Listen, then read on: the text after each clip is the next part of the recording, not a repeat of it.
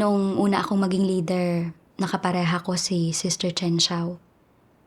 Nang makita ko na may mahusay na kakayahan si Chen Xiao at matapang at determinado siya sa kanyang paggawa, samantalang ako ay hindi mahusay magsalita, may sunod-sunurang personalidad at may nakakahiya na bahagyang pagkaunawa lang sa mga kasanayang kailangan para sa paggawa ko, nakaramdam ako ng imperioridad at pakiramdam na hindi ako akmang maging leader.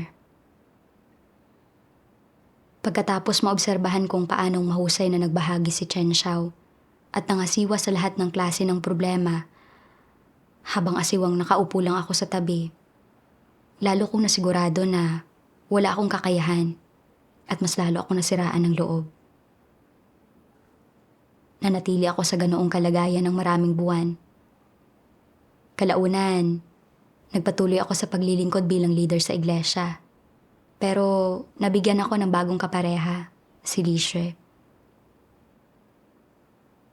Nang makita ko si Li Xue na maganda, pino, mahusay, at sanay, at nagbibigay ng kabuuang impresyon ng pagiging isang matagumpay at profesional na babaeng magaling, samantalang ako ay nagsasalita ng walang kumpiyansa, walang paninindigan, madalas na balisa at umiiwas sa mga taong hindi ko kilala o sa mga sitwasyon na may mararaming tao at wala kahit kaunting pagkakahawig sa isang leader, hindi ko maiwasang masiraan ng loob. Sa bawat pagkakataong bumabalik si Li Xue mula sa isang pagtitipon, prangkang tinatalakay niya kung paano siya nagtanong sa mga kapatid tungkol sa kanilang kasalukuyang kalagayan at nagbahagi siya gamit ang mga salita ng Diyos para malutas ang kanilang mga problema. At binabanggit niya kung gaano kalaking respeto ang ibinibigay sa kanya ng mga kapatid. Kapag nagsasalita siya tungkol sa mga bagay na ito, parati siyang nagniningning sa tuwa. Kahit na napuna ako na parang medyo mapagmalaki si Li Xue, pakiramdam ko, ang paminsan-minsang pagbubunyag ng katiwalian ay hindi malaking problema. Lalo't may mahusay siyang kakayahan at abilidad sa paggawa. At nalulutas niya ang mga problema. Wala akong panama sa kanya. At naisip ko na wala ako ng katatagan niya. Pagkatapos niyon, kapag nahaharap ako sa mga problema, nanliliit ako at lumalayo. Iniisip na wala akong kakayahan, hindi ako nangangahas na magbahagi. Unti-unti, lumala ang kalagayan ko. At lalo akong nakumbinsi na mahina ang kakayahan ko. Na wala akong katotohanang realidad. At hindi ako akma para maging leader. Nagpakalunod ako sa emosyonal na pagkasira ng loob na kalagayang iyon at iniraos ko lang ang mga tungkulin ko. Dahil palagi akong nabibigong hanapin ang katotohanan at hindi ako makaahon sa negatibong pagkasadlak. Hindi nagtagal itinanggal ako. Makalipas ang 1 taon, pinili muli ako ng mga kapatid para maglingkod bilang leader. Nakapareha ko si Sister Wu Fan at napansin ko agad na may mahusay siyang kakayahan at abilidad sa paggawa at madalas, kapag magkasama kami nagtatrabaho, siya ang gumaganap na gabay. Sa isang partikular na pagkakataon, noong nagsagawa kami ng isang pagtitipon, si Wu Fan ang gumawa ng karamihan sa mga pagbabahagi at masigasig na umaayon din sa kanya ang mga kapatid sa kanilang sarili-sariling pagbabahagi. Ako naman, gusto kong magbahagi. Pero nag-aalala ako na hindi ko magagawang magbahagi ng epektibo. Kaya sa huli, hindi na lang ako nagsalita ng kahit ano para makaiwas sa pagkapahiya. Nakaramdam ako ng pagkasira ng loob matapos ang pagtitipon. At iniisip ko na hindi pa rin talaga ako akmang maging leader. Gusto ko na lang gumawa ng isang tungkulin na may kaugnayan sa mga pangkalahatang gawain bilang isang manggagawa. At ayaw ko na maging leader pa. Isang araw, sinabi ko sa ilang kapatid ang kalagayan ko. Pinaalalahanan ako ng isang kapatid na magiging mapanganib para sa akin kung hindi ko lulutasin agad ang kalagayan ko at na Kailangan kong gumugol ng kaunting oras sa pagninilay. Noon lang ako nagkaroon ng kaunting kamalayan sa sarili. Bakit ba ako sobrang nasiraan ng loob? Bakit ba wala ako kahit katiting na determinasyon para magsikap na bumuti? Sa mga sumunod na araw, walang tigil akong nanalangin sa Diyos. Nagmamakaawang gabayan niya ako upang maunawaan ko ang aking kalagayan at makaahon ako sa pagkasira ng loob ko. Kalaunan, nakita ko ang siping ito ng mga salita ng Diyos. May ilang tao na noong bata pa, ordinaryo ang kanilang hitsura. Hindi mahusay magsalita at hindi masyadong mabilis mag-isip. Kaya hindi naging kanais-nais ang mga komento sa kanila ng ilang miyembro ng kanilang pamilya at ng ibang tao sa lipunan. Sinasabi ng mga ito na mahina ang utak ng batang ito. Matagal makaintindi at hindi maayos magsalita. Tingnan ninyo ang mga anak ng iba. Sa husay nilang magsalita, ay madali nilang nakukumbinsi ang mga tao. Samantalang ang batang ito ay nakasimangot lang buong araw. Hindi niya alam ang sasabihin kapag nakakasalamuhan ng mga tao. Hindi alam kung paano ipapaliwanag o pangangatwiranan ang sarili niya kapag may nagawa siyang mali. At hindi natutuwa sa kanya ang mga tao. Mahina ang utak ng batang ito. Ganito ang sinasabi ng mga magulang, kamag-anak at kaibigan at ng mga guro niya. Ang ganitong kapaligiran ay nagdudulot ng partikular at hindi nakikitang panggigipit sa gayong mga individual. Sa pagdana sa ganitong mga kapaligiran, hindi namamalayang nagkakaroon siya ng partikular na uri ng mentalidad. Anong uri ng mentalidad? Iniisip niya na hindi kaaya-aya ang kanyang hitsura. Hindi gaanong kanais-nais. At na kahit kailan ay hindi natutuwa ang mga tao na makita siya.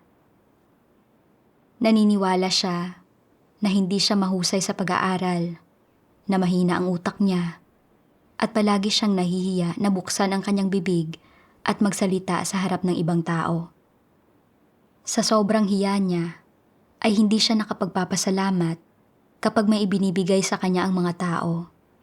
Iniisip niya, bakit ba laging umuurong ang dila ko? Bakit ang galing magsalita ng ibang tao? Hangal lang talaga ako. Hindi namamalayan, iniisip niya na wala siyang halaga. Pero hindi pa rin niya matanggap na ganoon siya kawalang kwenta, na ganoon siya kahangal. Sa puso niya, palagi niyang tinatanong ang kanyang sarili. Ganoon ba talaga ako kahangal? Ganoon ba talaga ako kahindi kanais-nais? Hindi siya gusto ng kanyang mga magulang, pati na rin ng kanyang mga kapatid, kanyang mga guro o mga kaklase. At paminsan-minsan, sinasabi ng kanyang mga kapamilya, kamag-anak at kaibigan na pandak siya, maliit ang mga mata at ilong niya. At kung ganyan ang itsura niya, hindi siya magtatagumpay paglaki niya. Kaya kapag tumitingin siya sa salamin, nakikita niyang maliit nga ang mga mata niya. Sa ganitong sitwasyon, ang paglaban at kawalan ng kasiyahan at kagustuhan at pagtanggap sa kaibuturan ng kanyang puso ay unti-unting nagiging pagtanggap at pagkilala sa kanyang sariling mga kapintasan, pagkukulang at isyu. Bagamat natatanggap niya ang realidad na ito, isang palagi ang emosyon ang lumilitaw sa kaibuturan ng kanyang puso. Ano ang tawag sa emosyong ito? Ang tawag dito ay pagiging mas mababa. Ang mga taong nakararamdam na mas mababa sila ay hindi alam kung ano ang kanilang mga kalakasan. Iniisip lang nila na hindi sila kanais-nais. Palagi nilang nararamdaman na hangal sila at hindi nila alam kung paano harapin ang mga bagay-bagay. Sa madaling salita, pakiramdam nila ay wala silang kayang gawin, na hindi sila kaakit-akit, hindi matalino, at mabagal silang makatugon. Ordinaryo lang sila kung ikukumpara sa iba at hindi matataas ang grado nila sa kanilang pag-aaral. Pagkatapos lumaki sa gayong kapaligiran, unti-unting nangingibabaw ang mentalidad na ito ng pagiging mas mababa. Nagiging palagi ang emosyon ito na gumugulo sa puso mo at pumupuno sa iyong isipan. Ikaw man ay malaki na, marami ng karanasan sa mundo, may asawa na at matatag na sa iyong propesyon, at anuman ang iyong katayuan sa lipunan. Itong pakiramdam ng pagiging mas mababa na itinanim sa iyong kapaligiran habang lumalaki ka ay imposibleng maiwaksi. Kahit matapos mong manampalataya sa Diyos at sumapi sa iglesia, iniisip mo pa rin na pangkaraniwan ang hitsura mo. Mahina ang intelektual mong kakayahan, hindi ka maayos magsalita at walang kayang gawin. Iniisip mo, gagawin ko na lang kung ano ang kaya ko. Hindi ko kailangang mag-asam na maging leader. Hindi ko kailangang maghangad ng malalalim na katotohanan. Magiging kontento na lang ako sa pagiging ang taong pinaka hindi mahalaga. At hahayaan ko ang iba na tratuhin ako sa anumang paraang naisin nila. Kapag nagpakita ang mga antikristo at huwad na mga leader, pakiramdam mo ay hindi mo magawang kilatisin o ilantad ang mga ito. Na hindi mo kayang gawin iyon. Pakiramdam mo na hanggat ikaw mismo ay hindi isang huwad na leader o antikristo, sapat na iyon. Na hanggat hindi ka nagdudulot ng mga pagkagambala at kaguluhan, ayos na iyon. At sapat na iyon, basta't nagagawa mo ang sarili mong tungkulin. Sa kaibuturan ng iyong puso, pakiramdam mo ay hindi ka sapat at hindi kasing husay ng ibang tao.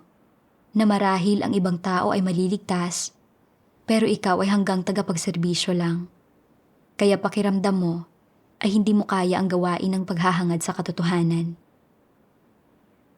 Ilang katotohanan man ang kaya mong maunawaan, pakiramdam mo pa rin na dahil nakikita mong paunang itinadhana ng Diyos na magkaroon ka ng ganyang kakayahan at hitsura, kung gayon, ay malamang na itinadhana kanya na maging isa lamang na tagapagserbisyo.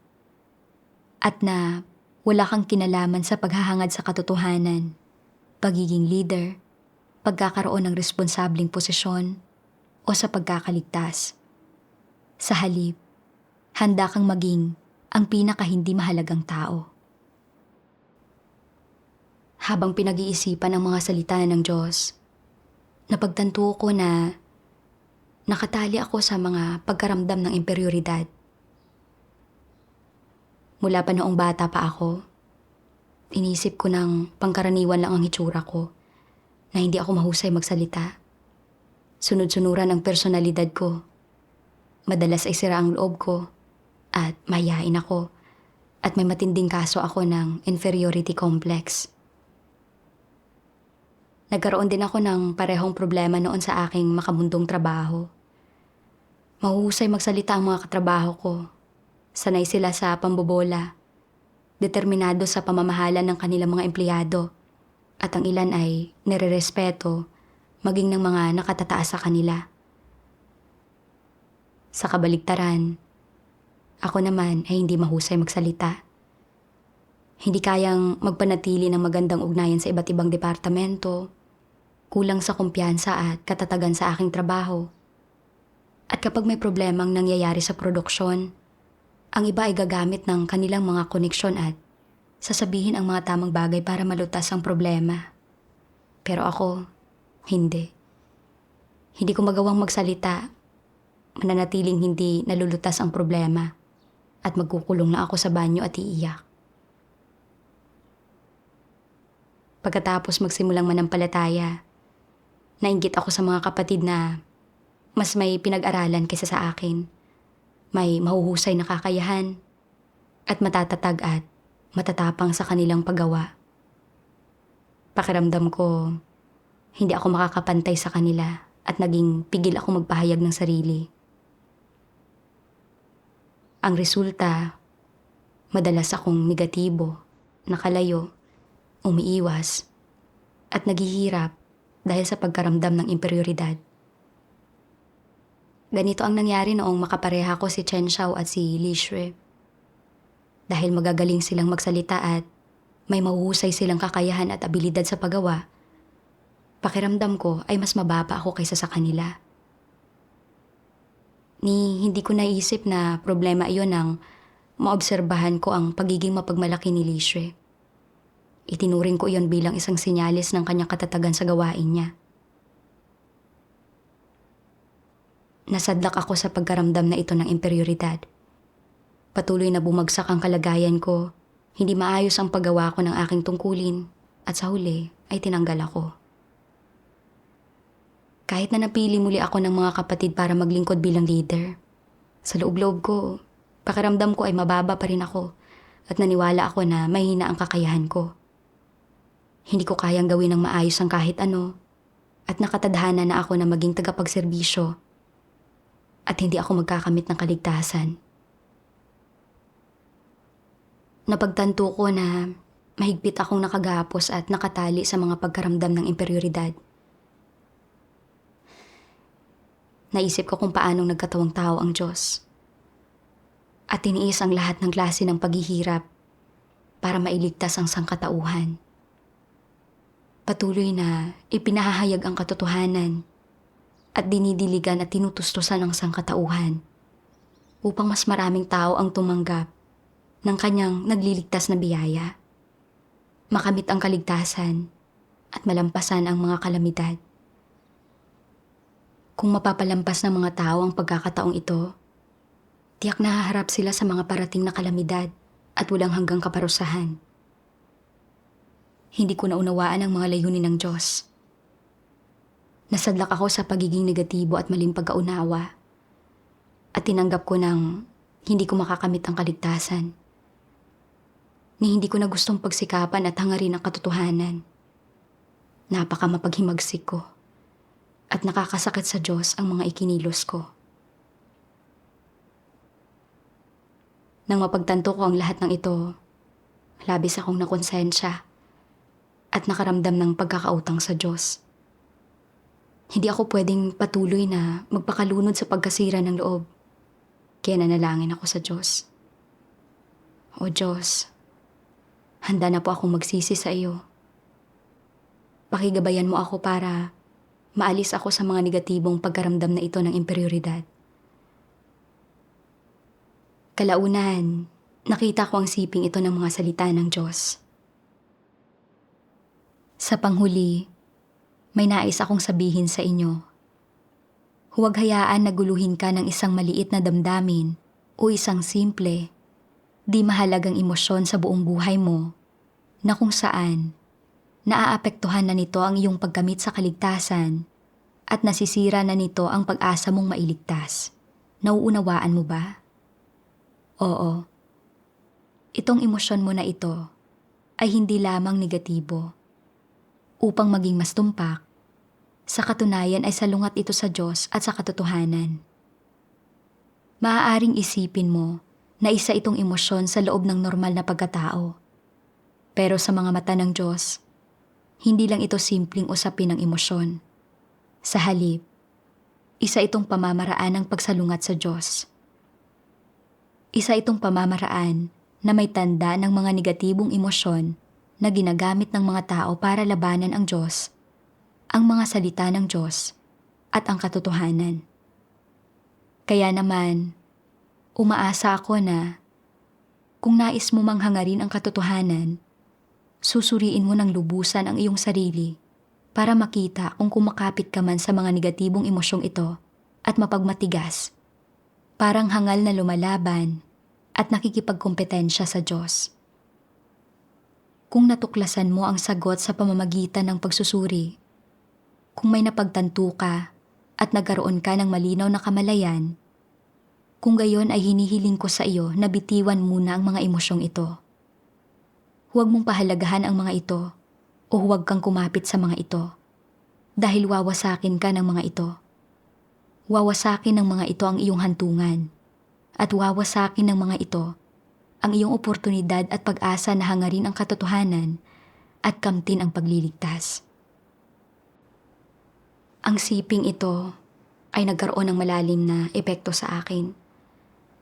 Noon, hindi ko naisip na ang mga negatibong emosyon ay bumubuo ng isang seryosong problema.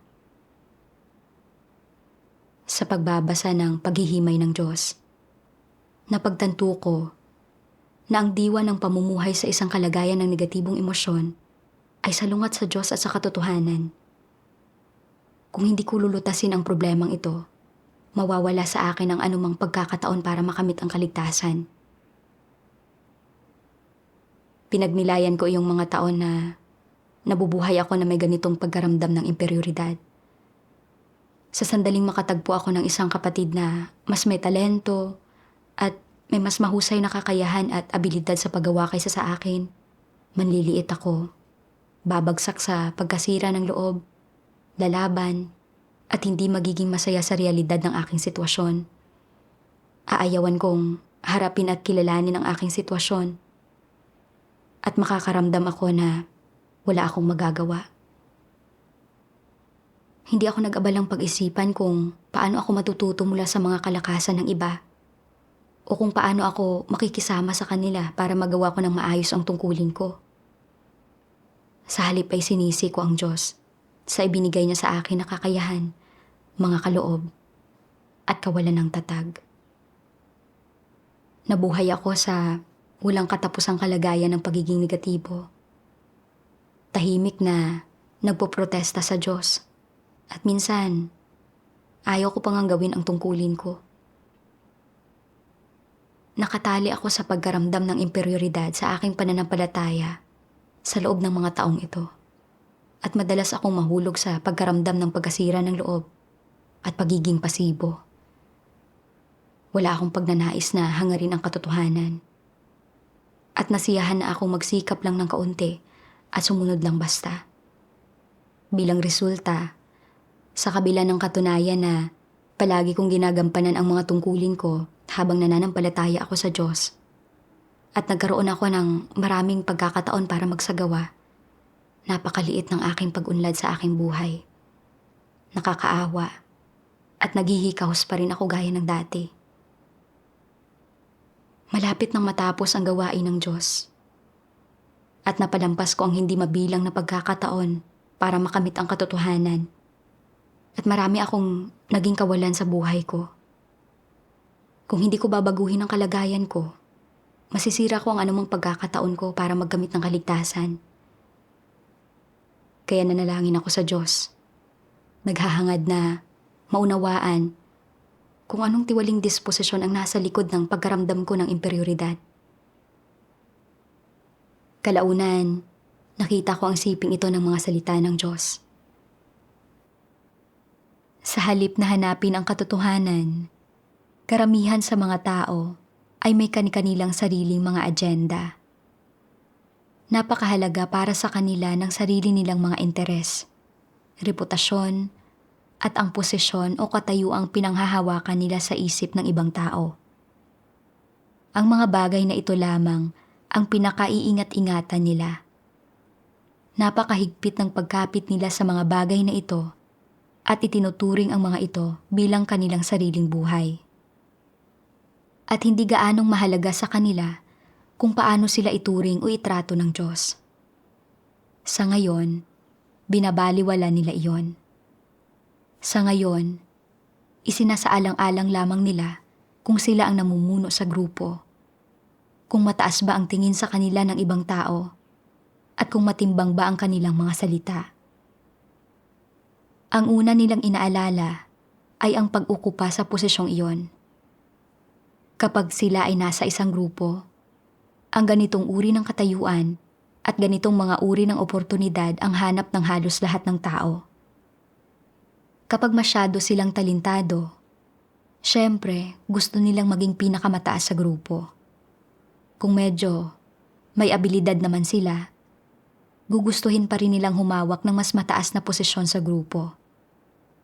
At kung mababa ang hawak nilang posisyon sa grupo, pangkaraniwan lamang ang kakayahan at mga abilidad, gugustuhin din nilang maging mataas ang tingin sa kanila ng iba. Hindi nila gugustuhin maging mababa ang tingin sa kanila ng iba. Sa reputasyon at dignidad nagtatakda ng limitasyon ang mga taong ito. Kailangan nilang panghawakan ang mga bagay na ito. Maaaring wala silang integridad at hindi nila taglay ang pagsang-ayon ni pagtanggap ng Diyos. Pero hindi maaaring mawala sa kanila ang respeto, katayuan o paggalang na hinahangad nila mula sa iba na siyang disposisyon ni Satanas. Pero walang kamalayan ang mga tao tungkol dito. Ang paniniwala nila ay dapat silang kumapit sa kapirasong reputasyong ito hanggang sa pinakahuli. Wala silang kamalay-malay na kapag ganap na tinalikdan at isinantabi ang mga walang kabuluhan at mabababaw na bagay na ito, saka lamang sila magiging totoong tao. Kung iniingatan ng isang tao ang mga bagay na ito na dapat iwaksi bilang buhay, mawawala ang kanyang buhay. Hindi nila alam kung ano ang nakataya. Kaya, kapag kumikilos sila, lagi silang may reserbasyon. Lagi nilang sinusubukang protektahan ang sarili nilang reputasyon at katayuan. Inuuna nila ang mga ito. Nagsasalita lamang para sa kanilang sariling kapakinabangan upang huwad na ipagtanggol ang kanilang sarili. Lahat ng ginagawa nila ay para sa kanilang sarili. Sumusugod sila agad sa anumang bagay na nagniningning. Ipinapaalam sa lahat na naging kabahagi sila nito. Ang totoo, wala naman itong kinalaman sa kanila. Subalit ayaw na ayaw nilang mapag-iwanan. Lagi silang natatakot na hamakin ng ibang tao. Lagi silang nangangamba na sabihin ng ibang tao na wala silang kwenta, na wala silang anumang kayang gawin, na wala silang kasanayan. Hindi ba't ang lahat ng ito ay kontrolado ng kanilang mga satanikong disposisyon? Kapag nagagawa mong bitiwan ang mga bagay na gaya ng reputasyon at katayuan, higit na mas magiging panatag at malaya ka. Matatahak mo ang landas ng pagiging tapat. Ngunit para sa marami, hindi ito madaling makamit. Sa pamamagitan ng pagbabasa ng mga salita ng Diyos, napagtanto ko na hindi ako nakararamdam ng imperioridad dahil mababa ang kakayahan ko. O dahil hindi ako mahusay magsalita at pangkaraniwan lang ang hitsura ko. Kundi dahil nalaso na ni Satanas ang isip ko, gamit ang ilang maling pananaw tungkol sa aking paghahangad. Labis kong pinahalagahan ang reputasyon at katayuan. Walang malay na naimpluwensyahan na ako ng mga satanikong laso na gaya ng nagsusumikap ang tao na umangat, dumadaloy ang tubig pababa. Kailangan ng mga tao ang kanilang pagpapahalaga sa sarili, tulad ng pangangailangan ng puno sa balakbak nito. At iniiwan ng tao ang kanyang pangalan saan man siya maglagi, tulad ng pagputak ng gansa saan man ito lumipad. Para sa akin, wala nang mas mahalaga pa kaysa sa reputasyon, katayuan, at respeto ng iba. Inakala ko na mabubuhay ako ng makabuluhan at may halagang buhay sa pamamagitan lamang ng pagkamit ng mga bagay na ito. Sa aking makamundong propesyon, palagi akong naiinggit sa mga kasamahan ko na matatalino, matatalas ang isip, mahusay magsalita, sanay makipag-ugnayan sa iba, at nakakakuha ng pagkilala at pagpapahalaga ng mga nakakataas sa kanila. Ako man, gusto ko ring mapahalagahan ng mga nakakataas sa akin gaya ng mga kasamahan ko. Pero pakiramdam ko ay mas mababa ako dahil pangkaraniwan lang ang itsura ko. Hindi ako mahusay magsalita at hindi magaling bumuo ng mga koneksyon. Kapag nahaharap ako sa mga problema, hindi ko sinasabi sa mga kasamahan ko. Sa halip ay pinipili kong magkulong sa banyo at umiyak mag-isa. Nag-aalala ako na kung may makakaalam sa problema ko, mamaliitin nila ako at bababa ang tingin nila sa akin. Naghihirap talaga ako ng matindi noong panahong iyon. Pagkatapos kong manampalataya sa Diyos, nagpatuloy akong mabuhay ng ayon sa mga pananaw ng mga walang pananampalataya. Iniisip na upang makapaglingkod bilang isang leader o supervisor ang isang tao, kailangang Siya ay may aura ng isang leader. Nagsasalita ng may tatag, kapansin-pansin, kaya magsaayos, at may mahusay na abilidad sa paggawa. At na sa ganitong paraan, kahit saan siya pumunta ay irerespeto siya, magiging kilala siya, at lubos siyang igagalang.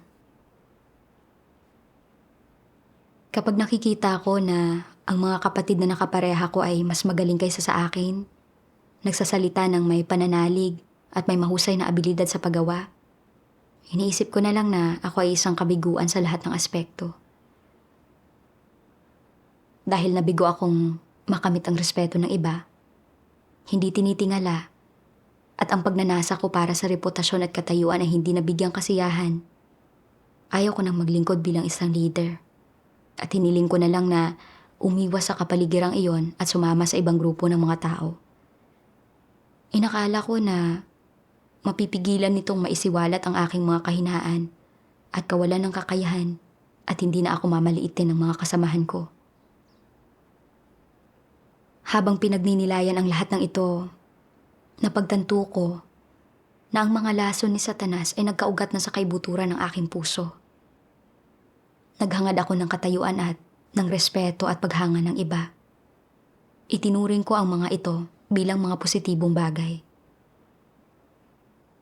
Sa sandaling hindi nasiyahan ang aking mga personal na ninanasa, nawala na ako ng ganang gawin ang aking tungkulin, naging negatibo at mapanlaban ako, at hindi ko magawang magpasakop sa kataas-taasang kapangyarihan at mga pagsasaayos ng Diyos. Napagtanto ko na malalim na akong nagawang tiwali ni Satanas. At sobrang tindi ng pagnanasa ko para sa reputasyon at katayuan. Kung magpapatuloy ako ng ganito, masusuklam ang Diyos sa akin at aalisin niya ako. Ayaw ko nang magpatuloy sa maling landas. At handa na ako magsisi sa Diyos. Gawin ang tungkulin ko ng talagang naaayon sa mga hinihingi ng Diyos at magpasakop sa kanyang kataas-taasang kapangyarihan at mga pagsasaayos. Kalaunan, nakita ko ang isa pang sipi ng mga salita ng Diyos. Kapag malalim na nakatanim sa iyong puso ang mga damdamin ng pagiging mas mababa, bukod sa may matinding epekto ito sa iyo, pinangingibabawan din ng mga ito ang iyong mga pananaw sa mga tao at bagay-bagay at ang iyong asal at mga kilos. Kaya paano tinitingnan ng mga taong iyon na pinangingibabawan ng mga damdamin ng pagiging mas mababa ang mga tao at bagay-bagay? Itinuturing nila na mas mahusay ang ibang tao kaysa sa kanila. At iniisip din nilang mas mahusay sa kanila ang mga antikristo. Kahit na may masasamang disposisyon at masamang pagkatao ang mga antikristo, tinatrato pa rin nila ang mga ito bilang mga tao na dapat tularan at mga huwarang mapagkukuhanan ng aral. Sinasabi pa nga nila sa kanilang sarili, bagamat mayroon silang masamang disposisyon at pagkatao, matalino sila at mas mahusay sila sa gawain kaysa sa akin. Komportable nilang naipapakita ang kanilang mga kakayahan sa harap ng iba at nakapagsasalita sila sa harap ng napakaraming tao nang hindi namumula o kumakabog ang dibdib. Talagang malakas ang loob nila. Wala akong binatbat sa kanila. Hindi ako ganoon katapang. Ano ang nagdulot nito? Sa katunayan, dapat sabihin na ang isang dahilan ay naapektuhan ng iyong mga pakiramdam ng pagiging mas mababa ang iyong paghusga sa mga diwa ng mga tao, pati na ang iyong perspektiba at pananaw pagdating sa pagturing sa ibang tao. Hindi ba't ganito ang nangyayari? Ganoon nga. Habang pinag-iisipan ko ang mga salita ng Diyos, napagtanto ko na ang mga pagkaramdam ng imperioridad ay makakaimpluwensya sa pagtingin natin sa mga tao at bagay. Pinagnilayan ko kung paanong nasadlak ako sa mga pagkaramdam ng imperioridad. Nakatuon lang ako sa mga panlabas na naoobserbahang kaloob ng mga tao. Sa kakayahan at husay nila sa pagsasalita at pagkilos ng may katatagan. Ang mga katangiang ito ang pamantayan na ginamit ko sa paghusga sa kakayahan ng mga tao. Pero nabigo akong pahalagahan ang pagkilati sa kanilang pagkatao, diwa, at ang mga landas na kanilang tinatahak. Naisip ko na noong nakapareha ko si Lishue, naobserbahan ko lang na mahusay siyang magsalita at matatag sa kanyang pagsasalita at pagkilos. Pero nabigo akong pahalagahan ang pagkilati sa kanyang pag-uugali. Naisip ko pa nga na hindi gaya ko, mahusay siya. Kaya normal lang para sa kanya ang magmataas. Ako ay napakagulo. Kalaunan, nagsimula akong questionin kung ang pagsukat ba ng kakayahan ng mga tao batay sa husay nilang magsalita, mga kaloob, tatag sa pagsasalita, at abilidad sa paggawa ang pinakatumpak na paraan ng pagsukat. Pagkatapos, nakita ko ang siping ito ng mga salita ng Diyos. Paano natin sinusukat ang kakayahan ng mga tao? Ang angkop na paraan para gawin ito ay sa pamamagitan ng pagtingin sa saloobin nila sa katotohanan at kung kaya nilang maunawaan ang katotohanan o hindi. Kaya ng ilang tao na napakabilis na matuto ng ilang kasanayan. Ngunit kapag naririnig nila ang katotohanan, ay naguguluhan sila at inaantok sila. Sa puso nila, nalilito sila. Walang pumapasok sa naririnig nila at hindi rin nila nauunawaan ang naririnig nila. Iyan ang mahinang kakayahan. Sa ilang tao, kapag sinabi mong mahina ang kakayahan nila, hindi sila sumasang-ayon. Iniisip nila na ang pagiging mataas ang pinag-aralan at marunong ay nangangahulugang mabuti ang kakayahan nila. Ang isang mabuting edukasyon ba ay nagpapakita ng mataas na kakayahan? Hindi. Paano dapat sukatin ang kakayahan ng mga tao? Dapat itong sukatin batay sa antas ng pagkaarok nila sa mga salita ng Diyos at sa katotohanan. Ito ang pinakawastong paraan ng paggawa nito. Ang ilang tao ay magaling magsalita, mabilis mag-isip, at bihasang-bihasa mga siwa ng ibang tao. Ngunit, kapag nakikinig sila sa mga sermon, hindi nila kailanman nagagawang maintindihan ang kahit na ano. At kapag nagbabasa sila ng mga salita ng Diyos, hindi nila nauunawaan ang mga ito. Kapag nagsasalita sila tungkol sa kanilang patotoong batay sa karanasan, palagi silang bumibigkas ng mga salita at doktrina. Ibinubunyag ang mga sarili nila bilang mga baguhan lamang at ipinapadama sa iba na wala silang espiritual na pangunawa. Ang mga ito ay mga taong may mahinang kakayahan. Kaya, may kakayahan ba ang mga ganitong tao na gumawa ng gawain para sa sambahayan ng Diyos? Wala. Bakit? Wala silang mga katotohanang prinsipyo. Tama. Ito ay isang bagay na dapat nauunawaan na ninyo ngayon. Sa pagbabasa ng mga salita ng Diyos, natutunan ko na hindi dapat sinusukat ang kakayahan ng isang tao ayon sa taas ng kanyang pinag-aralan. Sa anumang panlabas na nauobserbahang kaloob na mayroon siya, kung gaano siya kabilis mag-isip o kahusay magsalita. Kundi, sa kung nagagawa ba niyang magkaroon ng tumpak na pagkaunawa sa mga salita ng Diyos. At kung nagagawa ba niyang maintindihan ang realidad ng mga salita ng Diyos. Ibig sabihin, kung kaya ba niyang maintindihan ang mga layunin ng Diyos sa pamamagitan ng kanyang mga salita. At kung nalalaman ba niya ang kanyang tiwaling disposisyon at diwa sa pamamagitan ng mga salita ng Diyos. Naisip ko kung paanong kahit na si Lishue ay mailang kaloob, mahusay magsalita at determinado kung kumilos, hindi niya nagawang talakayin ang tunay niyang pagkaunawa sa sarili o ang anumang patotoong batay sa karanasan ng mga salita ng Diyos.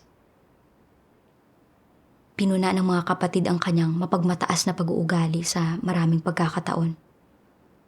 Pero sa kabila ng pagkilala sa problema, hindi niya naintindihan kailanman ang kalikasan at mga seryosong kahihinatnan ng ganoong pag-uugali. Habang ginagawa niya ang kanyang tungkulin, patuloy niyang ipinagmamalaki ang sarili niya at ibinababa pa nga ang iba habang itinataas ang sarili niya. At hindi niya halos pinagnilayan o nalaman ang problemang ito kahit pa natanggal na siya.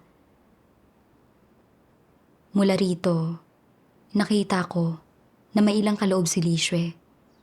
Pero hindi siya isang taong may mahusay na kakayahan.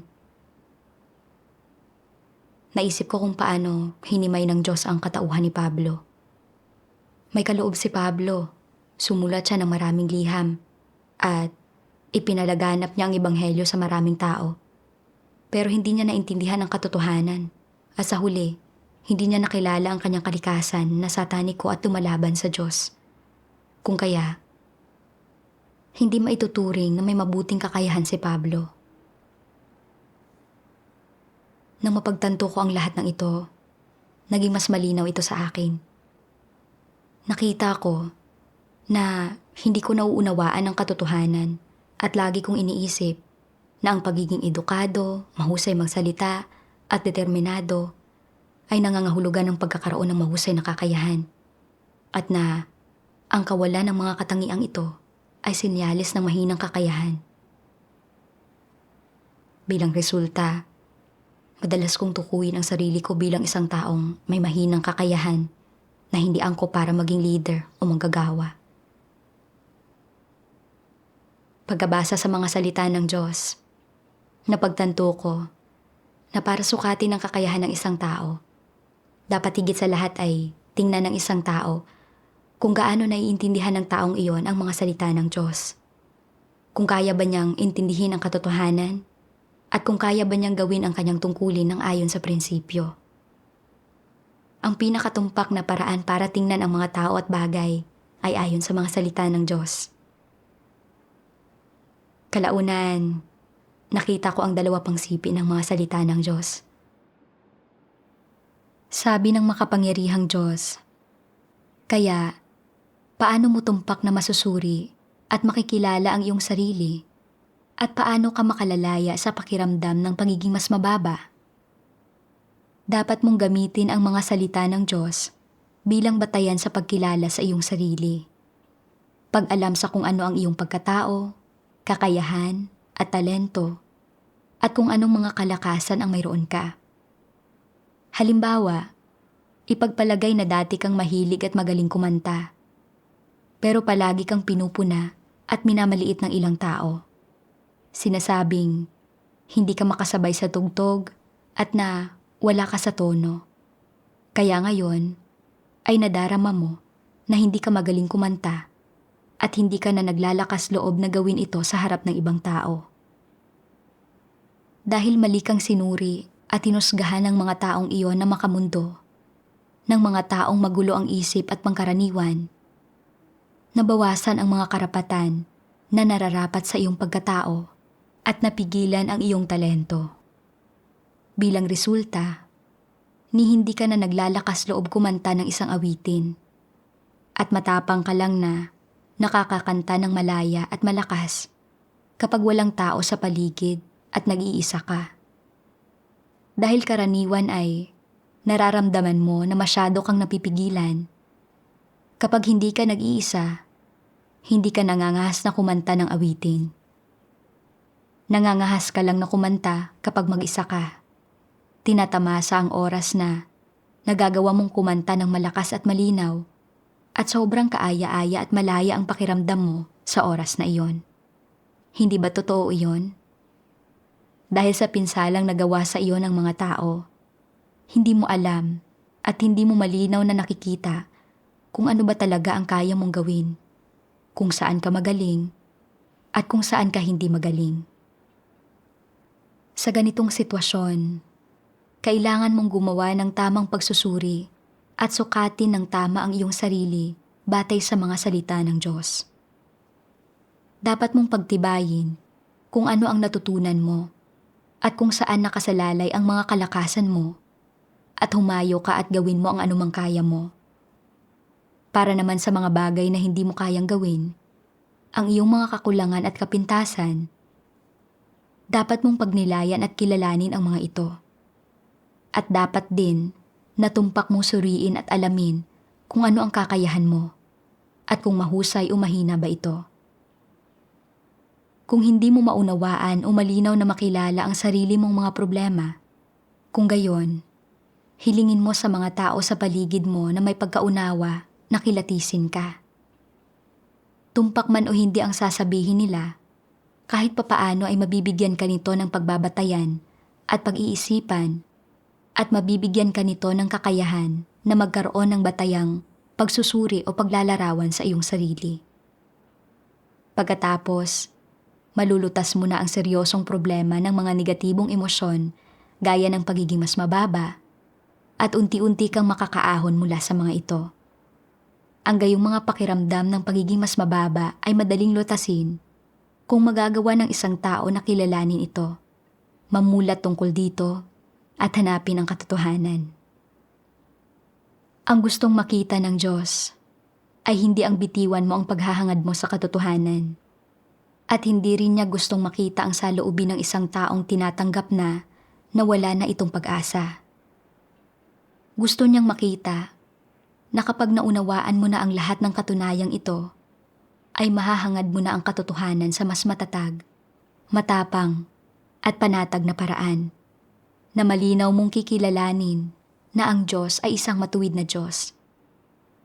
Kapag narating mo na ang dulo, basta't naabot mo na ang pamantayang itinakda ng Diyos sa iyo, at nasa landas ka ng kaligtasan, hindi ka susukuan ng Diyos. Sa mga salita ng Diyos, natagpuan ko ang landas para malutas ang mga pagkaramdam ko ng imperioridad. Kailangan kong tingnan ang mga bagay nang ayon sa mga salita ng Diyos.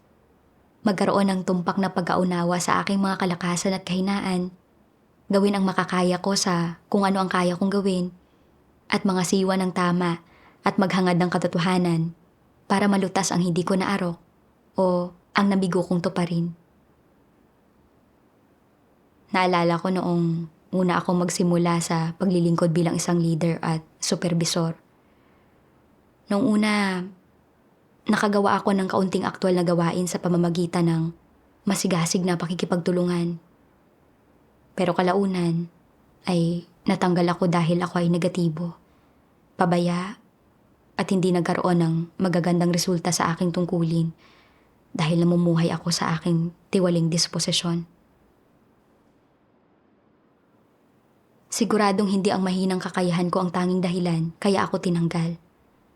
Sa katunayan, sinabi ng lahat ng kapatid na pangkaraniwan ang kakayahan ko. Hindi mahina. Kung nagtrabaho ako ng masigasig noong nakapareha ko ang ibang mga kapatid, nakatapos pa sana ako ng ilang gawain. Nang mapagtanto ko ang lahat ng ito, nagkaroon ako ng tamang saloobin patungkol sa sarili ko. Hindi ako ang may pinakamahusay na kakayahan at medyo hindi ko maarok ang mga prinsipyo tungkol sa ilang problema. Pero pwede akong humingi parati ng tulong sa mga kapatid para makabawi sa aking mga kakulangan at magsikap upang mapabuti ang aking kakayahan. Sa ganitong paraan, magkakaroon ako ng kaunting pag-unlad. Nang mapagtanto ko ang mga ito, nakahanap ako ng landas ng pagsasagawa at gumaan ang pakiramdam ko. Ayaw ko nang maghapos ng mga pagkaramdam ng imperioridad at handa na akong gawin ng maayos ang aking tungkulin at magtuon sa pagsasagawa ng katotohanan upang mapaluguran ang Diyos.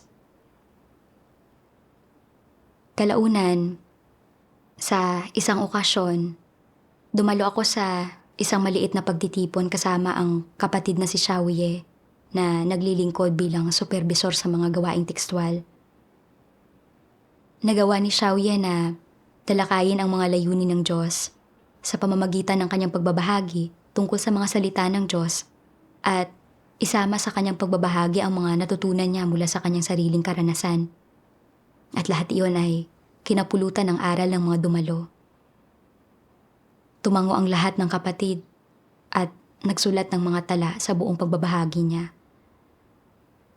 Pagkakita nito, nagsimula na naman akong makaramdam ng imperioridad. Pakiramdam ko ay mas may kakayahan si Xiaoye kaysa sa akin at mas akma siyang maglingkod bilang isang leader. Gayunpaman, habang umuusbong ang mga pagkaramdam na ito ng imperioridad, naalala ko ang isang sipi ng mga salita ng Diyos. Dapat mong pagtibayin kung ano ang natutunan mo at kung saan nakasalalay ang mga kalakasan mo at humayo ka at gawin mo ang anumang kaya mo. Para naman sa mga bagay na hindi mo kayang gawin, ang iyong mga kakulangan at kapintasan, dapat mong pagnilayan at kilalanin ang mga ito. At dapat din na tumpak mong suriin at alamin kung ano ang kakayahan mo at kung mahusay o mahina ba ito.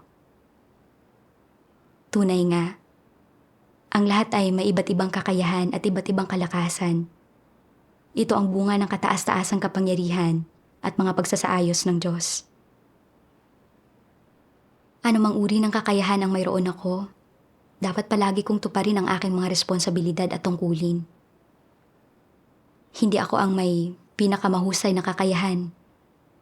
At hindi ako kasing galing magsalita ng iba. Pero hanggat mayroon akong kaunting pag-aunawa at karanasan sa mga salita ng Diyos, dapat magtakda ako ng mga tamang layunin at magbahagi tungkol sa aking pag-aunawa upang matupad ko ang aking responsibilidad. Iyon mismo ang dapat kong gawin. Matapos kong mapagtanto ito, bumuti ng husto ang pakiramdam ko. Hindi na ako naiimpluwensyahan ng mga pagkaramdam ng imperioridad. Handa na akong magsagawa ayon sa mga salita ng Diyos, magbahagi tungkol sa lahat ng bagay na nauunawaan ko at tuparin ang aking responsibilidad. Pagkatapos niyon, nagbahagi ako tungkol sa aking pagkaunawa at kaalaman sa mga salita ng Diyos. Nang makita ko na ang pagbabahagi ko ay kapakipakinabang at nakakatulong sa mga kapatid, nagpasalamat ako sa Diyos. Dahil sa pagbibigay liwanag at paggabay ng salita ng Diyos, kung kaya't nagkaroon ako ng pag-unlad at nakimit ko kung ano ang nasa akin na. Salamat sa Diyos.